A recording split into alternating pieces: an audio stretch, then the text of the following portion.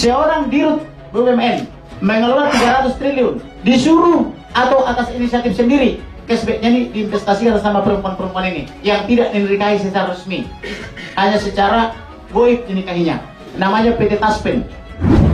Dan kami mengatakan itu tidak benar sama sekali, dan kemudian semua dana yang dikelola oleh PT Taspen telah dikelola sesuai dengan ketentuan peraturan perundang-undangan yang berlaku, baik undang-undang maupun peraturan pemerintah maupun juga peraturan Menteri Keuangan, dan selalu diawasi oleh Otoritas Jasa Keuangan OJK, dan juga secara periodik dilaporkan kepada Dewan Perwakilan Rakyat, dan setiap tahun juga dilakukan audit oleh BPK. Saudara, Yusril Iza Mahendra membantah Komarudin Simanjuntak soal dana capres 300 triliun rupiah dikelola PT Taspen. Sebagai kuasa hukum PT Taspen, Yusril Iza Mahendra membantah terkait dana yang dikelola kliennya untuk kepentingan pencalonan presiden 2024. Hal ini adalah respon dari pernyataan Kamarudin Simanjuntak yang menuding Direktur PT Taspen mengelola dana Capres 2024 hingga 300 triliun rupiah. Sepertinya Kamarudin Simanjuntak dalam masalah besar.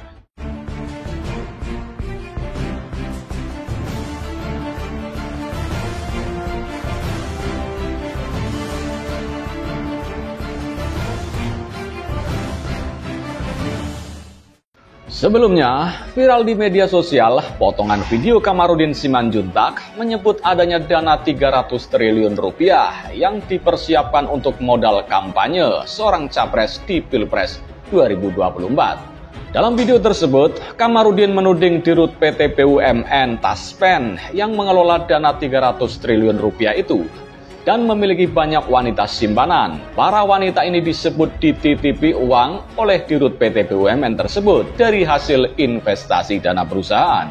Bahkan, pengacara Brigadir J ini menyebut para wanita ini bisa melakukan transaksi 200 juta rupiah dalam satu hari. Saat dikonfirmasi, Kamarudin mengaku akan melaporkan ANS Kosasih terkait pengelolaan dana 300 triliun rupiah untuk dana kampanye Capres 2024. Kamarudin mengklaim sudah melaporkan permasalahan ini kepada Presiden Joko Widodo maupun Wakil Presiden Ma'ruf Amin. Itu laporan tersendiri, nanti sudah kita laporkan ke Presiden dan Wakil Presiden, kata Kamarudin di Mabes Polri pada Jumat 26 Agustus 2022. Menanggapi hal tersebut, pengacara PT Taspen Yusril Iza Mahendra membantah dengan keras. Kami mengatakan klaim dana 300 triliun rupiah untuk kepentingan calon presiden tidak benar sama sekali. Dan semua dana yang dikelola PT Taspen telah dikelola sesuai dengan ketentuan undang-undang yang berlaku dan selalu diawasi oleh OJK dan secara periodik dilaporkan ke DPR, kata Yusril pada Senin 29 Agustus 2022. Yusril menyebut bahwa PT Taspen selalu menerapkan tata kelola perusahaan yang baik berdasarkan prinsip transparansi hingga akuntabilitas. Kinerja PT Taspen dilakukan secara profesional dengan berpegang teguh pada norma-norma hukum yang berlaku. Tidak ada dana yang dikelola oleh PT Taspen yang disiapkan untuk kepentingan pencalonan presiden oleh siapapun, jelas Yusril.